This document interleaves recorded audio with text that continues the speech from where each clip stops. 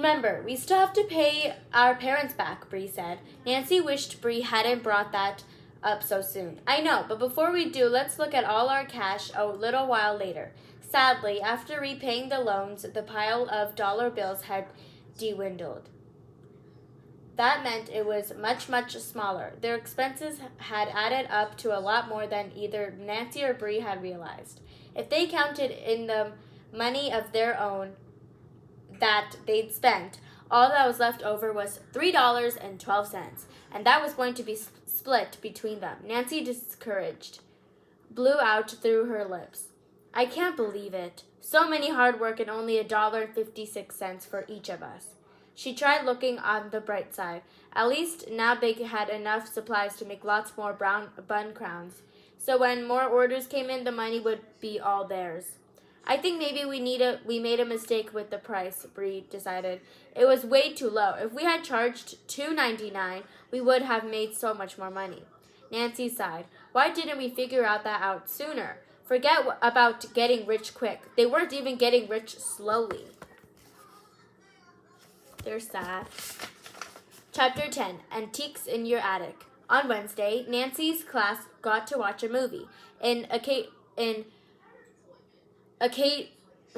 Educational kind called a documentary. I don't really like documentaries, only if they're animal documentaries. That meant nothing in it was made up. This one was about the gold rush. Near the end, photos of miners in long beards and dirty clothes flashed, one after another. They're watching a movie.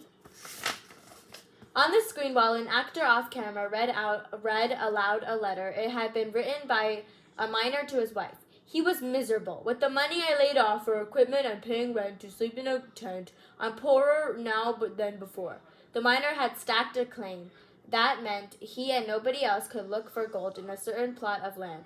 It had cost him a lot to get the claim, and it was all for nothing. I have not struck gold, although a fellow nearby did. Nuggets the size of peas. He's rich, yet I have nothing to show. I am so sorry to let down you and the little ones. I thought I would have a fortune by now. Nancy knew how the prospector felt. Of course, she didn't have a family to support, and she had made a little money. But although Bree checked every day on Facebook, no new orders came in for the bun crown. Nancy found it a little hard hearing how wealthy other kids were getting. Clara was making a bundle from her biscuit stand. One day she came in wearing silver sequined sneakers. I brought them with money from my biscuit business. Mr. Deduni had overheard Clara. It sounds like your idea is really taking off. Clara beamed. Later, Mr. D asked Clara to tell the class more about her business. He didn't have to remind her this time about speaking loud and proud. I started out selling biscuits from a stand in front of my house, she said. But now people are calling and placing orders. One lady ordered 2 dozen. Mr. Deduni explained that Carla was successful because there was a demand for the product she's selling great homemade biscuits. Robert was also making lots of money teaching lasso tricks. He had 5 students coming once a week for $3 an hour. How is the way Robert is earning money different from Clara? Right away, Clara said, I'm biscuits and he's lassos. Mr. Deduni didn't seem entirely satisfied with that answer. Anything else that makes their businesses different? Nancy cupped her hand in her chin and pondered. She thought about her guitar teacher, Andy. Then, since nobody else's hand was up, she raised hers. Well, Clara is making something Robert isn't. He's teaching something he's good at. Exactly, Mr. Deduni said. Clara is providing a product and Robert is offering a service. They are 2 different types of businesses. So Robert and Clara are their downsides to being successful and making money? Nancy was surprised when both of them shouted, yes! Robert said that he used to relax after school by playing video games for an hour. Now with my lasso classes, I can't. And I missed my little cousin's birthday party because of that big biscuit order that came in last Sunday, Clara said. Mr. Deduni nodded. Robert and Clara both have had to give up some fun, some leisure time, being an entrepreneur is hard work. You could say that again, Robert said. It turned out that Lionel was one of Robert's new students. As soon as the last bell rang, he came over to Nancy and asked, "Is it okay if we cancel checkers today?" Lionel and Nancy had a weekly after-school game. Robert has to go to the dentist after school tomorrow, so he wants to switch my lesson to today. Okay, Nancy replied, a little disappointed. Then she and Bree hopped on their bikes and rode off. Since there was no homework for tomorrow, they decided to hang out in their clubhouse and read the latest Nancy Drew books that they check out from the library. We're not rich, but we certainly have plenty of leisure time, Nancy pointed out. Just as they turned out onto their block, they saw Miss Devine standing by the front gate to her house. The moment she spotted Nancy and Bree, she started waving frantically. Jewel was yipping and racing around her ankles. "You'll never guess," Miss Devine said. "A week from Sunday, Antiques in Your Attic is coming to town. They're tapping a show." Nancy and Bree were way more than surprised. They were flabbergasted.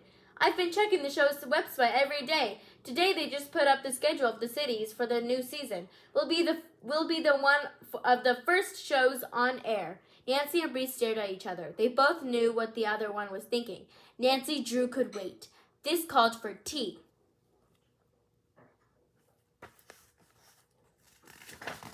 Chapter 11. No Antiques and No Attic. 5 minutes later, Nancy was sipping mint tea from a china cup. It was part of Miss Devine's best tea set. With tiny blue flowers, there was a matching teapot, a pitcher for cream, and a sugar bowl with tiny silver tongs for picking up sugar cubes. You could bring the tea set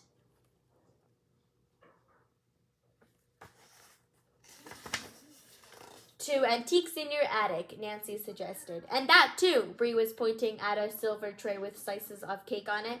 Miss Devine's initials were engraved on the tray, her initials from her first marriage. "I plan to do a thorough search of the attic," Miss Devine told the girls. "I've forgotten half of what's up there, mostly junk, but you never know."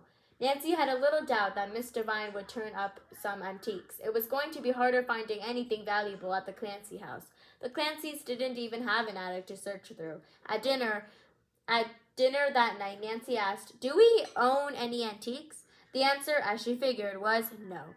Nancy told her mom and dad about the TV show coming to the arena outside of town. It doesn't even have to be an antique. Something rare would be good. Something that's one of a kind. Rare and one of a kind. You're looking right at her. Then Nancy's dad leaned over to kiss her mother. "Be serious, Dad. Miss Devine is going to take Bree and me to the show, and I need to bring interesting stuff." "Okay, what about my comic books?" "I've always wondered what they're worth." "Superb. And that poster?" Her mother pointed to the one in the den. Nancy knew it was from a rock concert that her parents had gone to on their first date. The band was called Pearl Jam. That might be worth something. While they were cleaning the table, the phone rang. It was Bree. "I started writing you a secret message, but it was taking way too long. Have you looked for antiques yet?" Bree didn't wait for an answer. Instead, she started telling Nancy what she was bringing. Vintage perfume bottles from the 1920s and 30s. Wow. Nancy knew the ones Bree meant. They sat on Bree's mother's dressing table. Nancy also knew from watching the show that vintage meant almost an antique. "And," Bree went on, "my mom has her grandpa's army uniform from his canteen and dog tags." "Oh, you're so lucky." Nancy tried not to feel jealous. They love old soldier stuff. After dinner, Nancy searched through her house. Besides the poster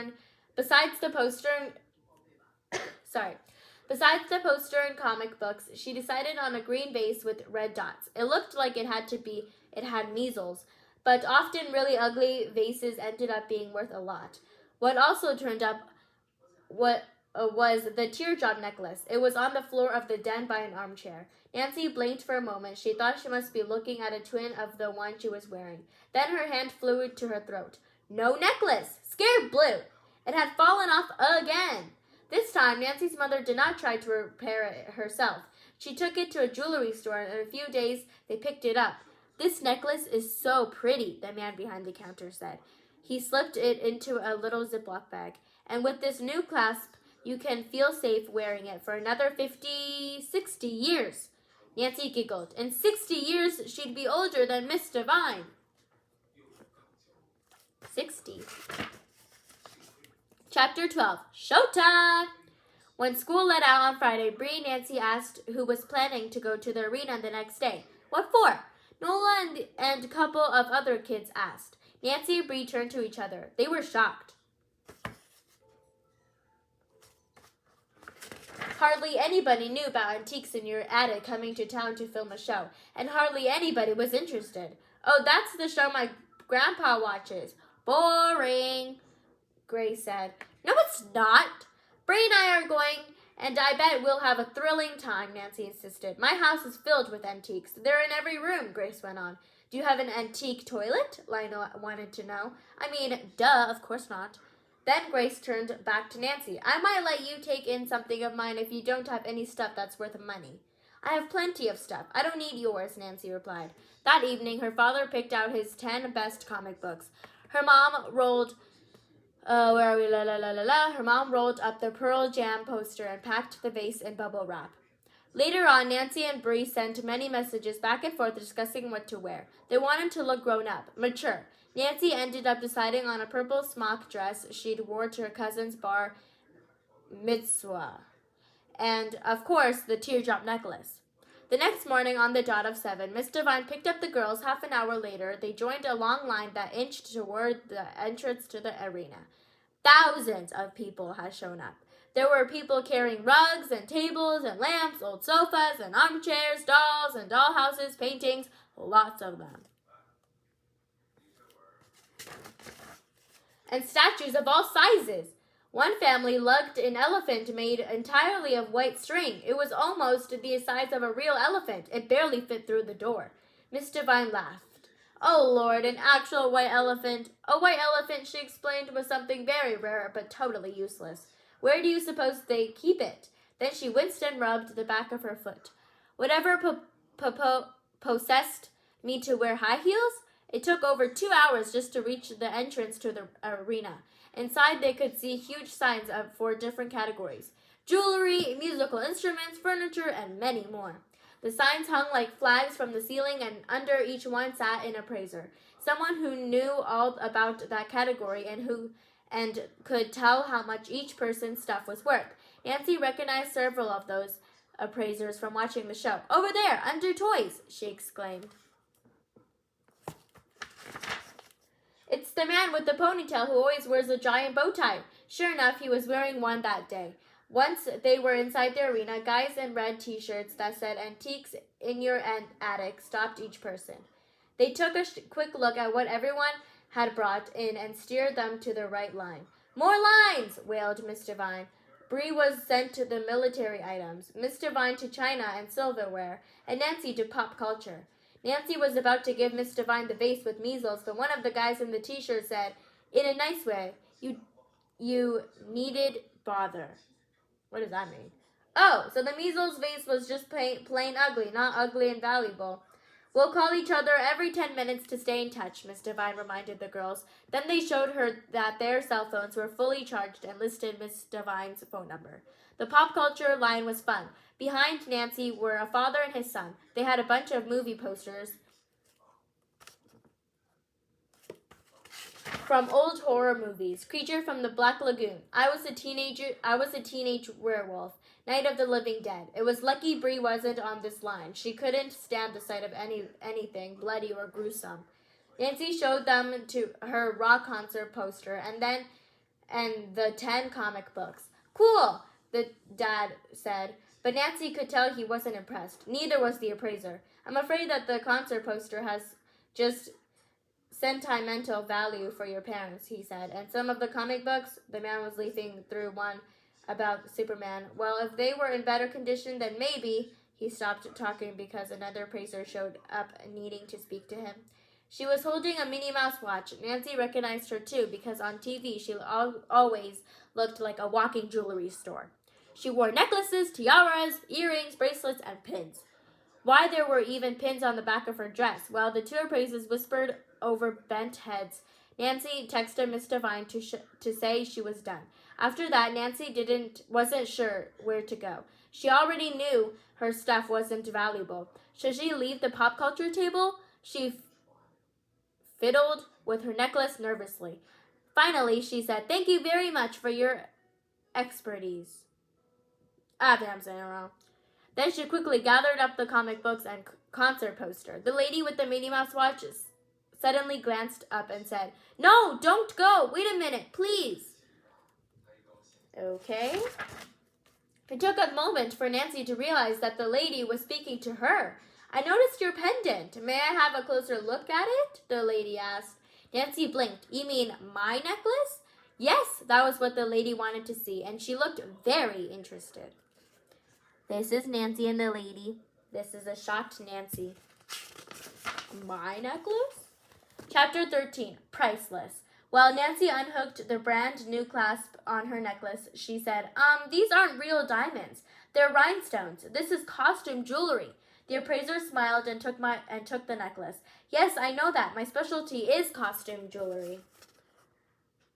She has a magnifying glass. A long chain she wore had a gold-rimmed magnifying glass attached to it. She peered through it at the back of Nancy's necklace. "Yes, just as I hoped." She showed Nancy that two tiny letters were stamped on the back. BL. It stands for Babette Labelle. The costume jewelry she designed was very popular in the 1940s and 50s. Double ooh la la! This was exciting news. Her necklace was made by someone famous, someone who sounded French. Was the necklace made in Paris? Nancy asked. Oh no. The factory was in Brooklyn.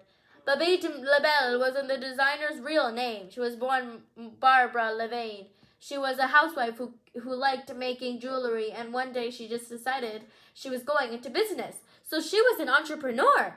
Very much so. The company was very successful, but closed after her death in the 1980s. Lately, there has been renewed interest in Babette Labelle jewelry. This piece is smaller than her most famous pieces. One necklace looks like a waterfall of rhinestones. It would particularly came down to your waist. The lady turned the necklace right side up again. Nevertheless, this is lovely, and I'd venture to say that it's worth about $200. $200? $200 was a fortune. That's expensive.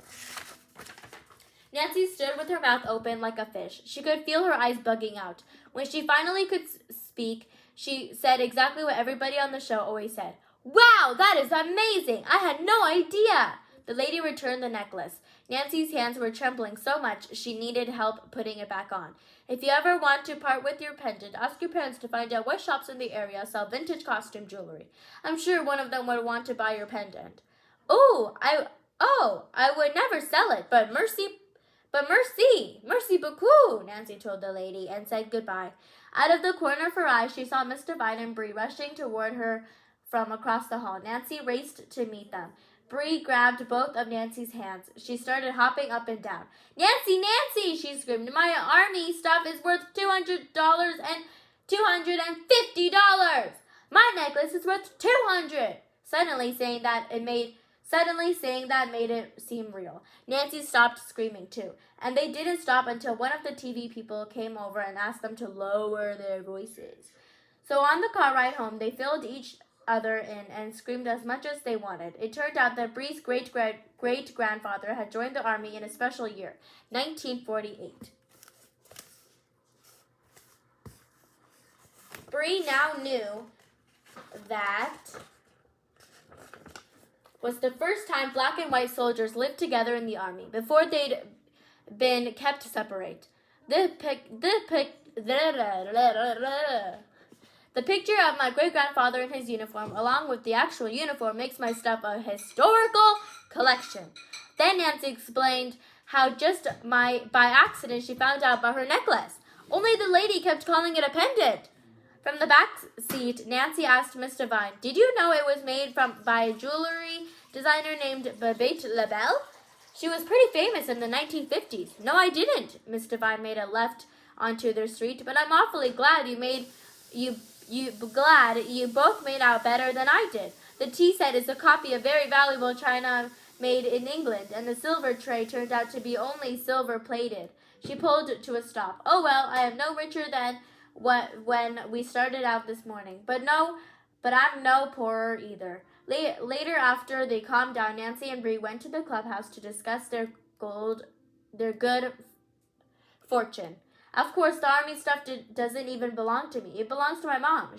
She'd never sell it. And Bree thought for a moment, I wouldn't ever want her to. Nancy nodded. I will never sell the the pendant. Nancy loved Miss Devine, having something special of hers. Nancy realized meant way more than the money it was worth. To Nancy, the pendant was priceless. Chapter 14, Starry Night. It was an unusually mild night, so the Clancys ate dinner at the picnic table in their backyard. For dessert, they invited over Bree's family and Miss Devine. Look, her dad pointed up at the stars. Have you ever seen so many stars? Nancy looked up. He was right. The sky was studded with stars, bazillions of them, and they seemed to be twinkling even brighter than usual. Nancy searched for all the constellations she knew. Then she and Bree made up their own constellations. There's one group of stars that looked like the Eiffel Tower, Nancy said, pointing. Her mom was sitting next to her on the picnic bench. She slung her arm around Nancy and said, You'll get to the real Eiffel Tower one day. Of that I am sure, Mademoiselle Clancy. Nancy leaned back against her mom. Nancy had a better smell than her mother, who didn't even wear perfume. They stared up at the sky together for a while, and suddenly Nancy remembered a line from the song Andy had taught her. The stars really did belong to everyone. She ran to the house, went upstairs to her room, and got her guitar. When she returned to the yard, Nancy began playing for everyone. Maybe what the song said was true. Maybe the best things in life were free. The end. I really hope you guys enjoyed this video. I'm sorry that I had to make 3 separate parts just to read this one book. This was a really long book, but a really, really fun book. Best things in life are free, everybody. Money does not buy happiness. Family and love and friends do. Do good in school. Hope you guys enjoyed this video. And if you did, like and subscribe. And I'll see you in the next one. Bye.